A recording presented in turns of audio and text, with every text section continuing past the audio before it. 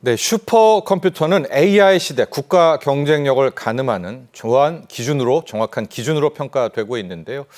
자, 우리나라가 국가 슈퍼컴퓨터 6호기 구축 사업 본궤도에 올랐습니다. 정부는 내년 상반기 슈퍼컴 6호기 구축을 통해서 이제는 전 세계 10위권으로 올라설 수 있다, 이렇게 전망하고 있습니다. 자, 오늘 이 시간은 슈퍼컴퓨터에 대한 이야기 나눠보죠. 권혁준 경제평론가 함께합니다. 안녕하십니까? 네, 안녕하십니까? 네. 자, 우리 일반 시청자분들은 이게 좀 낯선 뉴스이기도 합니다. 슈퍼컴퓨터 5호기, 6호기를 구축한다. 또 6호기가 구축되면 세계 10위권으로 들어간다. 네. 또 정부는 슈퍼패커드와 계약을 맺었다. 이번 뉴스를 전반적으로 한번 브리핑을 해주시고 하나하나 개별적으로 들어가야 될 것 같아요. 네, 그렇습니다. 먼저 우리나라는 이제 슈퍼컴 6호기에 대해서 입찰 공고를 냈었습니다. 여기에서 전 세계 이제 슈퍼컴을 만들 수 있는 회사 두 곳이 이제 관심을 보였고, 최종적으로 이제 슈퍼패커드와 이제는 본 계약을 했던 거죠. 그래서 낙찰을 받아서 진행이 됐었는데요. 이 금액이 이제는 3,825억 원 규모입니다. 이게 날짜가 5월 12일에 한국과학기술정보연구원과 이제 최종적으로 이제 계약을 한 상태다, 이렇게 보시면 되겠고요. 여기서 말하는 금액은요, 유지보수가 이제 금액이 포함된 금액입니다. 유지보수 한 780억 원 정도가 포함되어 있는 금액이 바로 이제 3,825억 원 규모고요.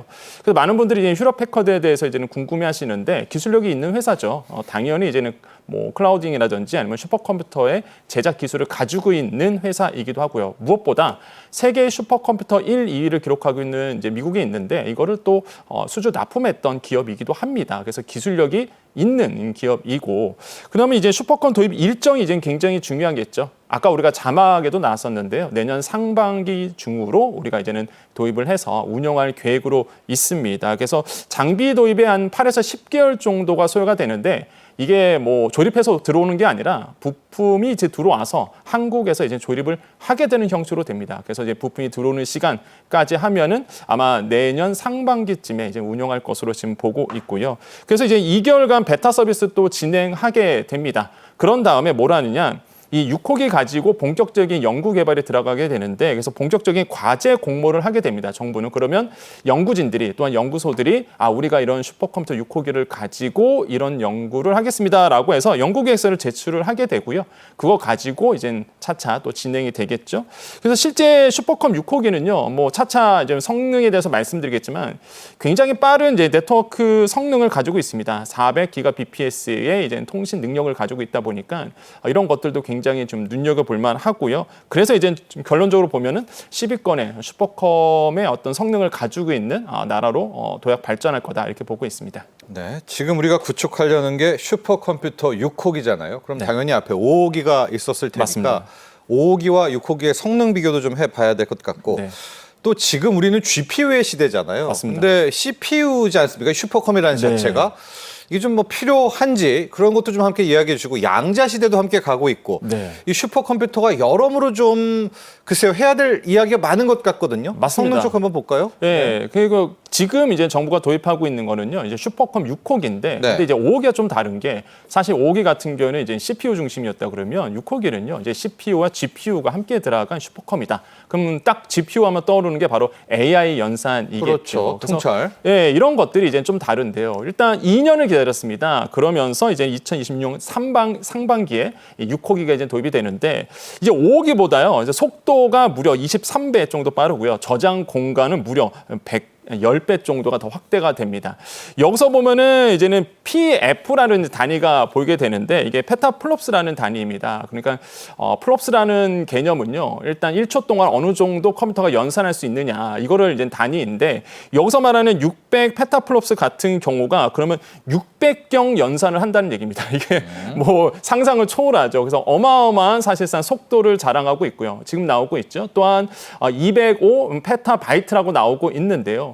이거 페타바이트도 마찬가지입니다. 이게 205 페타바이트면요, 테라로 본다 그러면 20조의 정말 테라바이트가 나오거든요. 그러니까 엄청난 사실상 저장 공간이다, 이렇게 보시면 되겠고, 그 다음에 이제는 통신 대역폭도 나옵니다. 그래서 기가 bps 단위로 나오는데, 400 기가 bps 같은 경우에는 가정용 인터넷 속도의 한 400배 정도 빠르다 이렇게 보시면 됩니다. 그래서 엄청난 성능의 슈퍼컴퓨터 6호기가 도입이 되고요. 그 밑에 보시면은 아시겠지만 지금 보면은요, 5기 같은 경우에는 이제 CPU가 8,500개 정도가 들어가는데 6호기는요, CPU뿐만 아니라 GPU 8,496개가 들어가게 됩니다. 그래서 여기는 최첨단 GPU가 이제 들어가게 되죠. 그래서 이런 것들이 이제 5호기와 이제 차이점이다 이렇게 보시면 되겠고, 특히 엔비디아의 GH200 칩이 들어간다 이렇게 보시면 되겠고요. 이런 점들이 아마 5호기와 6호기의 가장 큰 차이점이고, 그럼 당연히 연구 개발하는 분야도 분명히 달라질 수 있다. 그래서 결국에는 AI 모델을 연구할 수 있는 길이 이제 슈퍼컴퓨터를 통해서 열렸다고 보시면 되겠고, 지금 연구 과제의 30%는요. 그래서 정부는 한 30%를 AI 쪽으로 이제 할애를 하겠다라고 이제 밝힌 상태입니다. 네, 우리가 알고 있는 슈퍼컴퓨터는 그야말로 연산의 컴퓨터, 이 CPU 체제인데 방금 이야기를 해주셨지만은 네. 이번에 6호기부터는 CPU와 GPU를 함께 공존하는. 네. 그렇다면 이제 뭐 연산 추론을 이제 슈퍼컴에서도 하게끔 만드는 건가요? 어디에 활용할까요? 역시 AI 쪽도 많이 염두에 두는 거 아닙니까? 네, 맞습니다. 뭐 아까 앵커님 말씀하신 것처럼 AI 분야도 있겠죠. 네. 그다음에 이제 양자 컴퓨팅도 사실상 연구 분야도 들어오게 됩니다. 과기부는요. 그래서 다양한 수요를 충족시키겠다 이렇게 이제 밝히고 있는데요. 중규모 이상의 AI 개발 여기에 신속하게 도입을 하겠다라고 얘기하고 있는데, 여기서 말하는 이제 중규모 AI는 뭐냐면 GPU 한 50개에서 한 200개 내외로 사용하는 AI 학습을 이야기합니다. 네. 그래서 이제는 소규모 언어 모델도 여기서 또 나올 수도 있겠죠. 그래서 이런 것들도 이제는 하게 되고, 6호기에서 기대하는 점이 좀 있습니다. 어떤 거냐면 이렇게 AI 시대를 맞이해서 글로벌 연구도 할 수 있는 분야도 만들어지고, 또한 AI 학습, 거대 언어 모델도 만들어질 수도 있고요. 또한 대규모 과학, 공학 쪽에서도 이 AI 활동을 통해서, 모델 활동을 통해서 연구 개발이 또 될 수 있는 부분이 있거든요. 이런 점들이 이제 6호기를 통해서 이루어질 거라 보고 있고요. 그래서 6호기의 활용 계획을 본다 그러면 기초 원천 연구의 한 40%에 지금 자막 나오고 있죠. 네. 공공사회 현안 연구의 20% 정도 할당이 되고, 산업활동의 20%, 그다음에 공동활동의 20% 배분되고, 인공지능 분야의 30% 이렇게 이제는 활용 계획으로 있고요. 또한 활용 분야도 있습니다. 뭐 이미 예상이 되겠지만은 뭐 신소재라든지 나노산업이라든지 바이오 신약 부분, 그다음에 기계항공, 기후에너지, 에너지 보건 AI, 컴퓨터 AI, 뭐 비전, 그다음에 자연어 처리, 자율주행. 그래서 이게 우리가 미래 산업 먹거리에 모든 기술들이 다 포함되어 있거든요. 이런 것들을 통해서 슈퍼컴퓨터 6호기를 통해서 연구진이 연구 개발할 수 있는 토대가 만들어졌다 이렇게 보시면 되겠습니다. 이게 정부의 뭐 계획과 목적이 다 맞아떨어지는 것 같은데 네. 지난 3월이었었나요? 과기정통부의 AI 플러스 S&T 활성화 방안 이게 있지 않습니까? 맞습니다. 여기에도 이 6호기를 갖다가 많이 쓸 수 있을 것 같아요. 예, 맞습니다. 말씀하신 것처럼 이제는 지난 3월에 이제 과기부가요 공동 활용으로 해서 이제 AI 플러스 이제 사이언스 앤 테크놀리죠. 네. 과학 기술 분야를 접목시키겠다 이렇게 얘기했거든요. 그래서 융합 얘기했죠. 예, 그래서 AI로 활용하는 거죠. 기존에 있었던 이제 사이언스 앤 테크놀로지에서 AI를 융합시켜서 이제 새로운 기술을 발전시키겠다. 그럼 여기에 당연히 슈퍼컴이 필요하게 되겠죠. 이번에 구축한다는 6호기죠. 맞습니다. 네. 그래서 이제는 정부가 말하는 AI 플러스 S&T의 활성화 방안에 따르면요, 8개의 특화 AI 모델을 이제는 밝혔는데요. 차세대 신소재라든지 뭐 지금 나오고 있죠. 혁신 신약이라든지 초미세 반도체 분야, 양자, 예, 양자, 그다음에 친환경 기술, 뭐 미래 에너지 이런 다양한 미래 산업 먹거리에 이 8가지 특화 모델을 이제 제시를 한 상태입니다. 그럼 효과를 볼 수 있겠죠. 사실상 이게 공공 부분에서는요, 그동안 이제 좀 문제가 있었던 것이 고성능 GPU 인프라가 좀 없다 보니까 사실상 조금 이런 인프라가 좀 부족하다는 목소리가 있었거든요. 근데 이제는 바뀌게 됩니다. 이번에 슈퍼컴퓨터 6호기 도입하게 되면은 AI 모델 개발했을 때 또한 공동으로 또 개발할 수 있는 부분이 이제 열리게 되고, 또 하나 기존의 방식으로서 풀지 못했던 난제들이 있을 겁니다. 분명히. 근데 이런 6호기를 통해서 이런 난제들도 풀어낼 수 있는 어떤 기회 요인도 만들어질 수 있다고 생각을 해보겠고요. 그다음에 혁신적 연구가 가능해지죠. 지금까지 머물렀던 연구에서 이런 뭐 CPU와 GPU가 결합된 6호기를 통해서 충분히 돌파구를 마련할 수 있는 계기가 될 수 있다라는 점에서 기대가 굉장히 높아지고 있습니다. 5호기가 이름이 누리온입니다. 그럼 네. 이제 6호기 체계로 바꾸게 되면 5호기는 뭐 어떻게 되나요? 뭐 폐기 처분하기엔 너무나 아깝겠고요. 맞습니다. 이거 좀 뭐 민간에게 주나요? 어떻게 네. 활용을 합니까? 일단 뭐 결론부터 말씀드리면요. 일단 퇴역 절차를 밟게 되긴 합니다. 그런데 이제 버리지는 않고요. 당연히 일부 그렇죠. 자원은 대학이나 아니면 연구기관에서 분산 제공해서 이제 활용하게 되는데 우리나라의 슈퍼컴퓨터의 역사가 있죠. 사실 88년도에 1호기가 처음으로 이제 도입이 된 이후에 계속적으로 이제는 순차적으로 도입이 됐습니다. 그래서 지금까지는 이제 5호기까지 있는데 근데 이게 슈퍼컴퓨터 1호기하고 554의 5호기까지 이제는 도입 그 연령을 본다 그러면 교체 주기가 거의 한 7에서 8년 정도 걸렸거든요. 근데 업계 얘기를 따라보면은 이게 보통은 5년마다 바꾸는 게 맞다. 근데 사실 5호기도 지금 7년 썼습니다. 이렇게 생각하시면 돼요. 우리가 집에 있는 컴퓨터 주기적으로 바꾸시잖아요. 네. 똑같습니다. 거대 연산을 해야 되는 슈퍼컴퓨터 보니까 또 바꿔주는 게 맞거든요. 그래서 이번에 이제 6호기를 도입을 하는 거죠. 그래서 예산을 써서 이제 도입이 되는 거고, 그래서 이제는 슈퍼컴퓨터 5호기 같은 경우에는 그동안 이제 공정한 심사를 통해서 다양한 연구 과제에 활용이 됐었습니다. 근데 이제 많은 분들이 그러죠. 5호기에 도대체 뉴스에 나온 적도 없고 어떤 연구에 사실 이게 투입이 됐느냐라고 이제 의아하시는데 사실 우리의 눈에 보이지는 않지만 많은 연구에 활용이 됐습니다. 대표적인 사례로 2020년에 있었던 코로나 시대가 있었잖아요. 네. 그 당시에 미국에서 과학기술정책실에서 이 코로나 연구를 하자라고 정책을 한번 제시한 적이 있었습니다. 그때 우리나라 이 슈퍼컴퓨터 5호기가요, 이 스파이크 단백질 3차원 구조를 정교하게 연구해서 제공한 적이 있었거든요. 이 쾌거라고 이제는 밝혀지고 있죠. 그래서 이런 점들이 사실상 눈에 보이진 않았지만 이렇게 슈퍼컴퓨터 5호기가 굉장히 큰 역할을 하고 있었습니다. 이번에 6호기에 도입되면 더 많은 연구가 이루어질 것으로 기대를 하고 있습니다. 네. 자, 이번에 6호 구축 도입과 함께 세계 컴퓨터 슈퍼컴퓨터 순위 10위권 안에 네. 들어간다. 근데 이게 좀 잘 이해가 안 가죠. 어떻게 이걸 10위권이죠? 왜냐하면 슈퍼컴퓨터는 다 똑같을 텐데 네.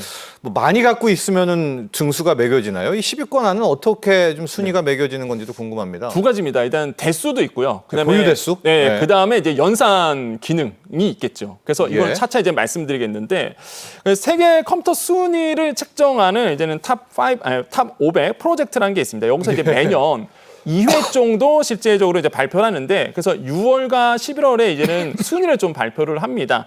여기서 보면은 지난해 성능으로 본다 그러면 우리나라가 종합 10위 정도 했어요. 그래서 이게 사실상 좀 시간이 가면서 좀 낙후되고 있거든요. 그래서 이번에 이제 6호기가 도입이 되는 건데 보유 대수로 먼저 보겠습니다. 이거는 처리 능력이 아니라 보유 대수로 본다 그러면 미국이 이제 슈퍼컴퓨터 보유 대수가 172대를 지금 가지고 있습니다. 1위입니다. 중국이 63대, 독일이 41대, 일본이 34대, 프랑스가 24대, 한국이 이 13대를 보유하고 있어서 예. 7위 기록하고 있어요. 보유 대수입니다. 이거는 네. 보유 대수.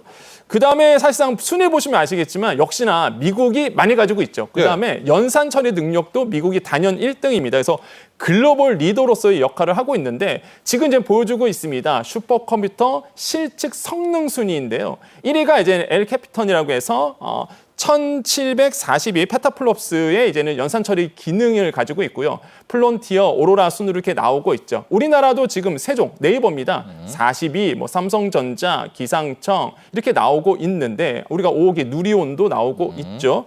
근데 여기에 보시면 이제 눈에 띄는 게 있습니다. 이게 미국은요, 단위가요.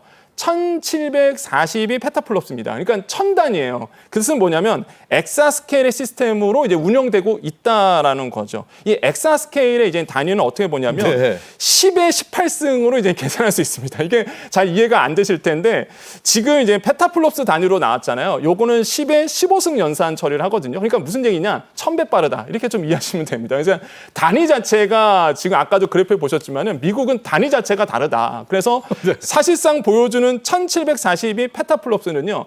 1.742 엑사플롭스입니다. 그러니까 단위 자체가 다르다 보니까 미국이 슈퍼컴퓨터 분야에서는 월등히 뛰어나구나라는 거를 우리가 좀 알 수 있는 거죠. 그래서 이런 점들이 아마 미국이 앞서가는 이유지 않을까 이렇게 보고 있고 그래서 이런 엑사스케일의 컴퓨터의 활용 분야는요. 다양하겠습니다. 분자 상호작용이라든지 아니면은 기후변화 예측이라든지 핵 연구에서 쓰여지고 있기 때문에 우리가 이제는 가야 할 길도 굉장히 좀 있어야 된다. 그래서 우리도 정부도 하루빨리 이런 엑사스케일의 시스템을 좀 구현할 수 있도록 인프라 구축에 더더욱 나서주길 희망해 보겠습니다. 그렇습니다. 저희가 이제 슈퍼컴 이야기를 하는데 앞서도 보셨지만 슈퍼컴도 이제 단순 연산이 아닙니다. 네. CPU와 GPU를 결합하게 또 이렇게 업그레이드가 되고 있고 요즘 시대는 역시 뭐 연산뿐만 아니라 학습과 추론도 중요해서 AI 칩을 정부에서 또 많이 뭐 사들이고 다른 나라도 그러지 않습니까? 이게 네. 또 비싸니까 우리 정부가요 GPU를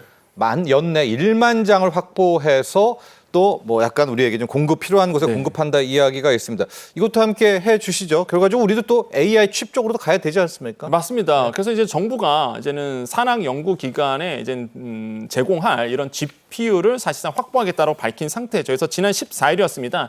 첨단 GPU 확보 추진 방안을 발표를 했는데요. 이제 NVIDI 칩입니다. H200 한 6,400장과 그 다음에 B200 3,600장. 그러니까 6대4 비율로 이제는 조금 이제 수입을 하겠다, 가져오겠다라고 밝힌 상태고요. 아예 AI 칩을 사주네요, 정부가. 네, 맞습니다. 네. 그래서 이걸 사서 실제적으로 민간 기업에 이제 제공을 하고 네. 그걸 이제 민간 기업에 주는 건 아닙니다. 일단 우리나라가 AI 공공 인트라망을 구축을 하는데 일단 민간 기업에서 운영을 하다가 다시 이제 공공기관으로 다시 이전하는 순으로 이제 들어갈 것으로 보고 있고요.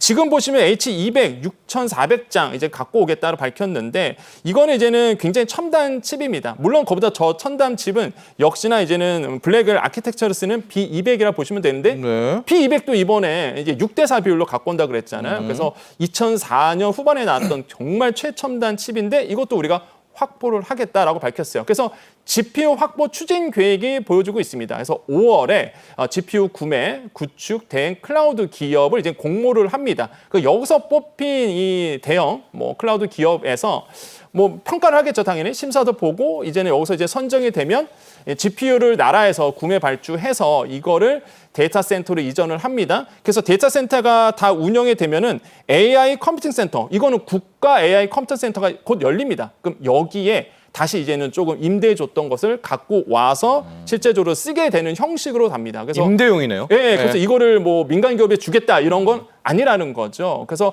이거를 잘 체크하시면 되겠고요. 이런 순서대로 해서 이제 GPU 확보 추진 계획을 정부는 가지고 있습니다. 네. 글로벌 탑 전략 연구단의 10개 과제 확정. 슈퍼컴퓨터와 연관성이 있어서 이것도 우리 당국에서 하는 거 아닙니까? 과기부하고 국가과학기술연구소가 함께 확정을 한 건데 이 내용도 함께 소개해 주시죠. 맞습니다. 이게 과학기술정보통신부에서 이번에 밝혔던 것이 이제 글로벌 탑 전략연구단 10개 과제를 이제 선정을 했는데요. 여기에 본다 그러면 특징이 뭐냐 그러면 출연형, 그러니까 정부 출연 기관이죠. 그래서 연구기관에서 이 칸막이를 좀 없애겠다. 그래서 서로도 연구를 잘할 수 있도록 하겠다라는 것과 그다음에 대형 성과를 창출할 수 있도록 격려하겠다라고 얘기를 했습니다. 그래서 두 가지 측면에서 좀 나눠서 탑 10가지를 뽑았는데 첫 번째가 국가 전략형 이제는 산업을 키우겠다라고 이제 밝힌 상태입니다. 그래서 여기 보시면 아시겠지만 국가 전략형 기술 확보를 목표로 하고 있는데요. 네. 쭉 보시면 당연히 슈퍼 양자 컴퓨팅 전략 연구단이 있고요. 그렇죠. 그다음에 무기가 있어야 싸우죠. 맞습니다. 네. 기후 위기 대응에 대한 전략 연구단도 이제 포함이 되어 있고요. 또한 핵 융합 디버터 전략 연구단도 포함되어 있고 휴머노이드 빠질 수 없습니다. 우주항공도 빠질 수 없겠죠. 그래서 국가 전략형 연구단이 이제 선정이 결과가 나왔고 그럼 나머지 5개는 이제는 미래 도전형 기술 확보를 위해서 나서게 됩니다. 여기 보시면은 사실상 조금 더 도전적이죠. 그러니까 정부 예산을 쓸 수밖에 없는 부분입니다. 그래서 도전적 기술 확보를 하기 위해서 암 유전자 보호 분석 연구단이라든지 신경계 조절 전략 연구단이라든지 아니면 수소 연료 전지, 그다음에 2차 전지, 그다음에 질소 자원화 이렇게 해서 전략 연구단이 이제 포함돼서 10개의 산업에 대해서 도전적인 역할 또한 국가 주도로 해서 이제 국가 기술 패권을 갖기 위해서 정부의 예산이 이제 들어간다 이렇게 보시면 되겠고 이런 점에서 본다 그러면 저는 정부가 구상하고 있는 초격차 전략에서 굉장히 우위를 점할 수 있는 길이 열릴 수도 있다 이렇게 좀 생각을 해보겠습니다. 네, 지금 세계는 슈퍼컴에다가 양자를 집어넣고 여기에 AI까지 전체 융합이 되면서 의학에도 쓰이고요, 신소재, 우주에 다 쓰이게 되는데 우리가 좀 늦은 감이 좀 많거든요. 네. 실제 조금 이따 또 우리가 AI, 생성형 AI도 살펴보게 될 텐데 지금부터 민간 기업도 정부 어떤 노력을 또 기울여야 되겠습니까? 예, 그래서 지금 이제 정부가 하고 있는 거는 역시나 인프라 사업을 늘리겠다라는 겁니다. 그래서 저는 적절한 타이밍에 적절하게 좀 얘기를 나왔다고 생각을 해봐요. 그래서 지금 정부가 생각하는 거는요, 우리나라의 경쟁력을 늘리기 위해서 인프라 구축을 하겠다. 그래서 6호기도 그러한 연장선에서 도입을 하는 거고요. 또한 이제는 AI 연구계에서 계속 요구했던 이런 고성능 컴퓨터 인프라 도입을 이제 추진하고 있는 거거든요. 이런 점들에서 좀 환영할 만하다라고 좀 생각을 해보겠습니다. 그래서 저는 이런 생각이 듭니다. 역시나 정부가 이런 AI 산업을 발전시킬 수 있는, 또한 우리나라의 미래 산업을 발전시킬 수 있는 이런 슈퍼컴 도입을 지금 현재 이제 진행되고 있고, 이런 것들이 안착을 할 수 있도록 더더욱더, 저 개인적 생각이지만 예산을 더더욱더 좀 투자를 해야 된다는 생각을 해보겠고요. 결국에는 고성능 컴퓨팅이라든지 데이터 분석 기술에 대해서 이런 인프라가 확보가 되면 우리나라의 미래의 먹거리는 더더욱 늘어날 수 있다. 인재도 와야 되잖아요. 네, 맞습니다. 네, 이런 점에서도 저는 좀 환영할 만하다라고 생각을 해보겠고요. 마지막으로 사실상 정부가 지금 이렇게 고성능 컴퓨터를 도입하는 이유는요, 이런 얘기를 합니다.